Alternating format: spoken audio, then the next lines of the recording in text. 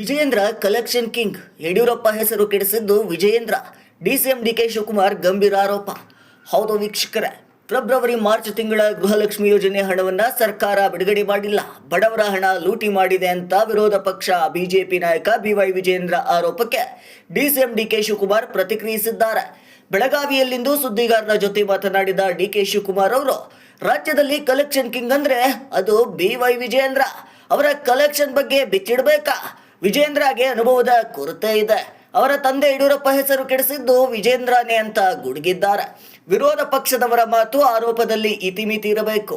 ರಾಜ್ಯದ ಯಾವ ಖಜಾನೆ ಖಾಲಿಯಾಗಿದೆ, ಈ ಬಗ್ಗೆ ಸದನಕ್ಕೆ ಬಂದು ಮಾತನಾಡಲಿ, ತಪ್ಪಿಸಿಕೊಂಡು ಹೊರಗೆ ಮಾತನಾಡುವುದಲ್ಲ ಅಂತ ಸದನದಲ್ಲಿ ಪ್ರಶ್ನೆ ಮಾಡಲಿ ಅಂತ ಸವಾಲು ಹಾಕಿದ್ದಾರೆ DK Shivakumar.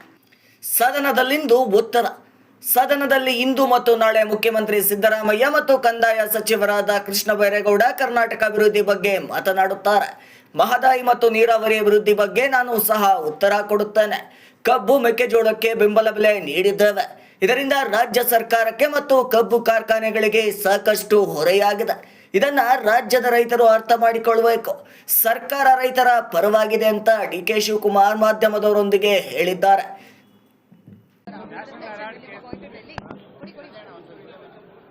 National Herald case has already been thrown out, but again one FIR is there. It is better if they withdraw the FIR. Whatever FIR they are filed in the Delhi police, if they withdraw it, it will be good for them. Otherwise the same thing, only they can harass us, that's all. So BJP is questioning on Gurhalakshmi scheme, saying that the minister has given misinformation, the funds will not be released. They are making her a leader, that's all. What misinformation? What misinformation? Whatever the amount has been delivered from the finance department, she is releasing it, that's all. There is no misinformation or nothing. They wanted to deviate. They know that we are taking up the National Herald case against Rahul Gandhi, Sonia Gandhi. They are harassing. We wanted to take that case, so they have blocked the assembly by Gurhalakshmi. There is nothing. Why did they not give this upper Bhadra project money? Why they did not give Narega money? Narega money still they are not given. Jal Jeevan Mission money still they have not given. They have not given money to any of the state central finances which were supposed to give. They did not compensate on the GST. They are speaking on Gurhalakshmi. Whatever we have spoken, we have delivered. What happened in Maharashtra? What happened in other states? They are not able to deliver anything.